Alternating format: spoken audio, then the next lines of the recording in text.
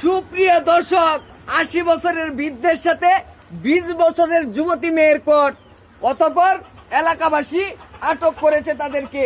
আগে ভিডিওটা শেয়ার করুন, তারপরে ভিডিওটা দেখুন। এমন ভিডিও দেখার পর আমরাও রীতিমতো অবাক হয়ে গিয়েছিলাম, কারণ ৮০ বছরের বৃদ্ধের সাথে ২০ বছরের যুবতী মেয়ের কোটটা কিভাবে হলো এটাই শুনবো বিস্তারিত এই তাদের মুখ থেকে। ভাই, ঘটনাটা কি করছে একটু বলুন তো।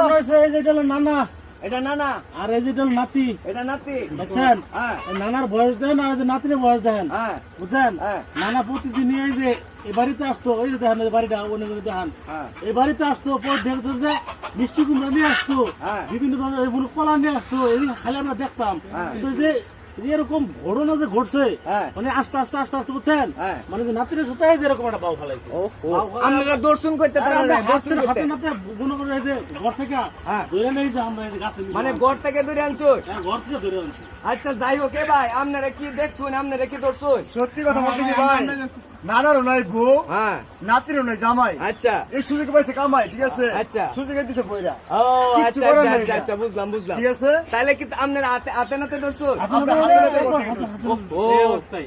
এই অবস্থায় দর্শন, বাহ বাহ। আচ্ছা, আমরা একটু তাদের মুখ থেকে শুনি যে তাদের সম্পর্কটা কি। শুনেন এই যে, তাদের মুখ থেকে শুনি একটু, হ্যাঁ শুনেন। আচ্ছা আচ্ছা। তাদের মুখ থেকে শুনি যে তাদের সম্পর্কটা কি। এই দাদা, হ্যাঁ। এটা আপনার কি লাগে? এটা আমার নাতি। নাতিন? আপনার নাতিনের লগে যে গরু গেছিলেন?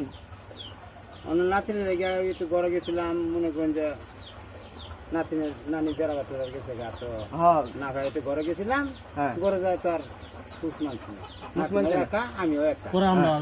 আমরা পরে যারা গেছে শুরু করেছে, যা থামানো আমরা একটু পেংলা পেংলি করতেছি, তার মধ্যে পাড়ার লোক আয়া বেরোচ্ছে। আমরা দিছি। ও হাই যাচ্ছে।